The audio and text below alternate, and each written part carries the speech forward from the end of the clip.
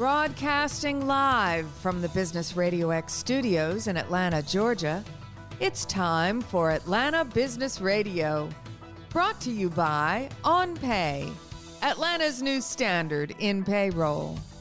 Now, here's your host. Lee Cantor here, another episode of Atlanta Business Radio, and this is going to be a good one. Today we're going to talk about a recent report that's come out, the Roadmap to Diversity, Learning from Atlanta's Small Businesses. This report was put together by the folks at Synchrony and at Bloomberg Media Studios. Today from Synchrony we have Michael Matthews, and from Bloomberg we have Edward Adams. Welcome, gentlemen. Thank you. Thank you, Lee. Now, before we get too far into things, Michael, tell us about Synchrony, mission, purpose, so our listeners can get an idea of why this was so important for you to get behind. Yeah, so Synchrony, we are a financial services company. We've been around 6 years, but we have over 80 years of existence. We used to be part of General Electric, GE Capital, and we're located in Stamford, Connecticut. And we are into financial solutions, from credit cards to private label to medical procedures. We do it all. But one of the things that we are most proud of is our diversity and inclusion strategy. It's an integral part of who we are. And I am the Chief Diversity Officer here. So my job is to make sure that 100% of our employees can bring 100% of themselves to work 100% of the time, and in an environment where they're not only just accepted, but they're appreciated. And so that's something that's one of our core values, and it's in everything that we do. So happy to be here.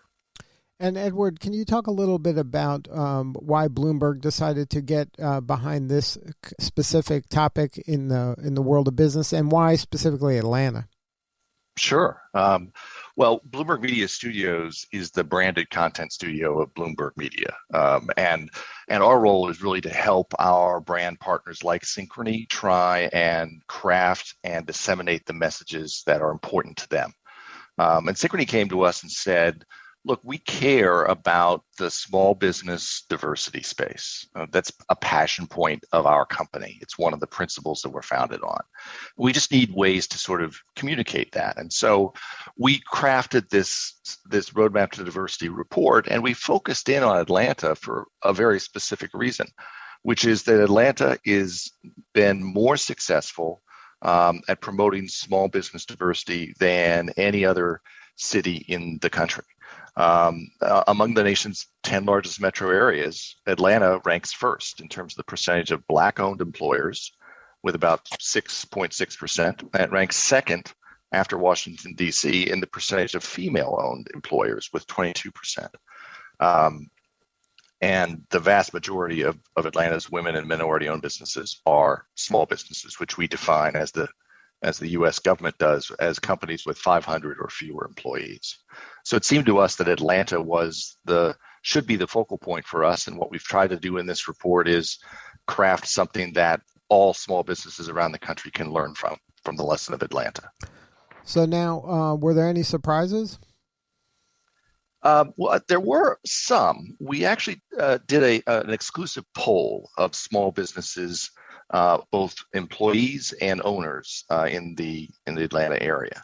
We surveyed 100 of them, and what we found was 87%, almost all of them, believe that diversity and inclusion is an important part of a business's financial success.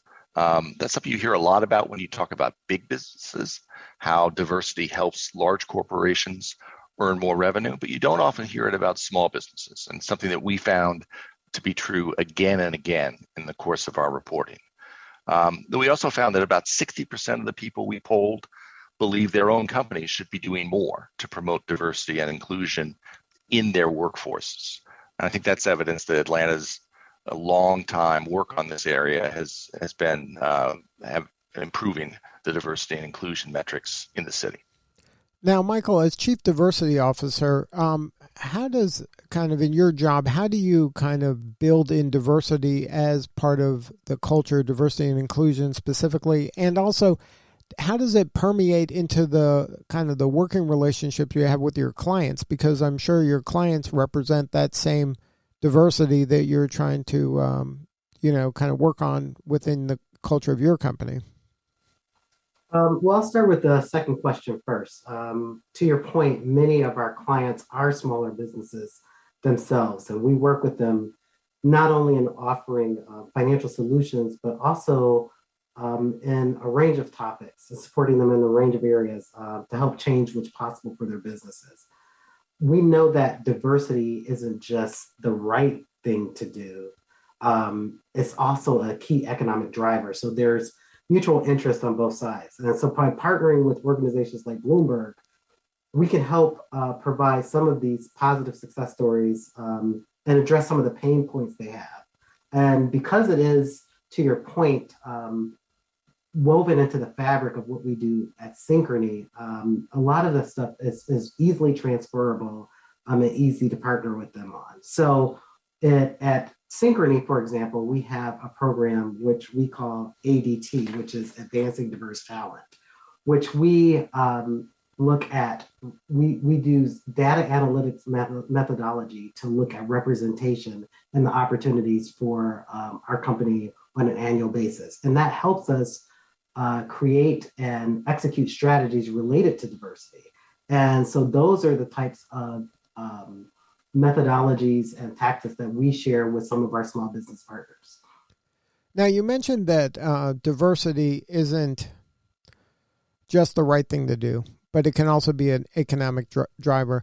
Can you talk about specifically, like, are there stats that back that up? Like, everybody feels good and it sounds good and everybody, has that mission statement on the wall.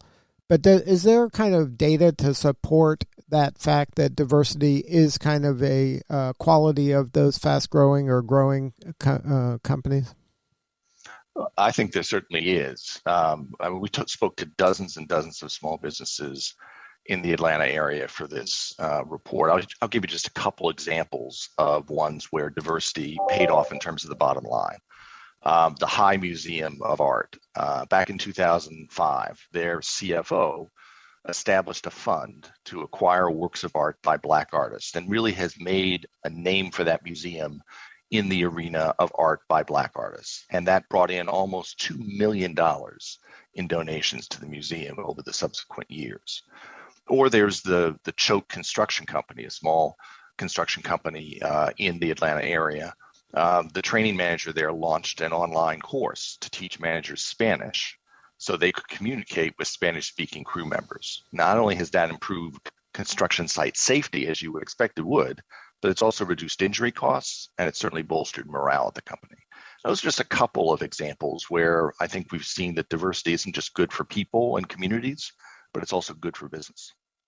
So now in the report, there's the information. Is there kind of maybe some actionable next steps that companies can take? There are a variety. In each one of our articles, we always have some actionable steps that readers can take to try and duplicate the successes of the small businesses that we speak to. I think that one of the things that we hear a lot from small business owners is that it's hard to find qualified, diverse employees. A good example of that is we spoke to the founder of something called the Patrick Law Group, which is a 7-attorney corporate transactions law firm in the Atlanta area. And the recommendations that we heard for her to try and overcome that challenge was to make her business more a part of the diverse community in Atlanta. In her case, it meant participating in events at the Majority Black Bar Association in Atlanta, so that as the advisor to her put it, so that you can show up where members of the diverse community are showing up. There was also a recommendation that she reach out to recruiters who specialize in placing candidates of color as another means to try and reach her goal. And those are things that any small business could do to try and find more qualified, diverse candidates. Now, is there anything that companies can do to attract more diverse customers? Sure, absolutely. In fact, we spoke to a company called Classic Vision Care. It's an optometry practice up in Marietta and Kennesaw, Georgia. And we had the diversity expert Damon Williams, who's the founder of the National Inclusive Excellence Leadership Academy in Atlanta, give them some advice about how to reach a broader customer base. And he suggested connecting to diverse consumers in ways that make them feel valued. In the case of the optometrist, he suggested doing free vision screenings in economically vulnerable schools. And he thought that could build brand equity as a company that's concerned about diverse consumers. Now, Michael, can you give some advice to other maybe chief diversity officers out there? What are some things that folks can be doing to maybe open their eyes to some unconscious or subconscious biases that they might have as an organization? Of course. Probably one of the main tools that we have in our toolbox is our, we call them diversity networks, or their employee resource groups, as they're more commonly known. We have 8 at Synchrony, and they're really the foundation of our D&I culture. With more than 60% of our employees are engaged, because at Synchrony, we have the plus sign, so you don't have to necessarily demographically fit into a box, but you can have passion or want to be affiliated or support a group or be an ally of such. And so that allows you to participate. And us having strong partnerships with our diversity networks really helps us maintain the appropriate perspective and maintain relationships. They help drive and inform our diversity strategies in terms of what markets to touch base in and to plan, and what kind of relationships we need to establish or maintain. So that's probably one of the main pieces of advice, that if they don't have employee resource groups, establish them, and if they do, to invest in them. Now, is there anything Synchrony does for their clients in terms of diversity when it comes to spotlighting some of their work or sharing best practices or even creating a community amongst themselves? Yeah, we've seen incredible examples of programs that are established by small businesses in the Pillars Project. And so it's an annual Synchrony celebration of community leaders where they have the opportunity to come and highlight and spotlight some of the things that they've done. So like mattress retailers donating beds for families experiencing hardship, or music repair shops donating supplies to school music programs. This not only provides the opportunity for some of our partners or these companies to do what's right and to contribute to the community, but to also highlight some of their diverse focus and show their commitment to these communities. So now large organizations like yours have a lot of resources. Is there any kind of low-hanging fruit that the small business can be doing in order to attract and maybe advance some diverse talent? Yeah, that's a great question. When I think of small businesses, I think the one thing that they can focus on is making sure that they are hiring from the neighborhoods and the communities for which they serve. And making sure that the employee population looks like the customers in that population. So people naturally want to shop and want to do business with people who feel comfortable with them, and who they feel comfortable with, and who they feel represent them. So by making those types of investments, that will help customers engage. This can also bring in new opportunities and address concerns that a small business owner may not have seen otherwise from diverse perspectives. Having that diversity in your employee base informs, like I keep saying, your diversity strategy and your overall company perspective. Now, is there any advice of how our listeners, or how the people who get their hands on this report, how to best use this report? Like, how would you recommend they use the report once they get their hands on it? I would recommend that they take a look through the reporting. We have about 20 pieces of content, ranging from videos to audio reports to written reports. And take a look for the kinds of companies that represent them. We have a wide selection of small businesses in the Atlanta area represented in this report. And I think if they see some of the kinds of small businesses that they may also see some of the challenges that they face. Really, the challenges that were faced by these Atlanta companies we talked to are not that different than the challenges faced by similar small businesses in Iowa or Montana or California or New York. They're really all the same, and I think that they'll see some of themselves in this reporting. Now, is this report a one-off, or is this something that's going to be an annual affair? Michael? We'll see. Right now, it looks like this has been such a successful endeavor and the partnership with Bloomberg that we're definitely investigating future opportunities to have this occur again in the future. Well, if somebody wants to get their hands on the report, what's the best way to do that? Real simple, Lee. Just go to bloomberg.com/roadmap to diversity. That's bloomberg.com/roadmap to diversity.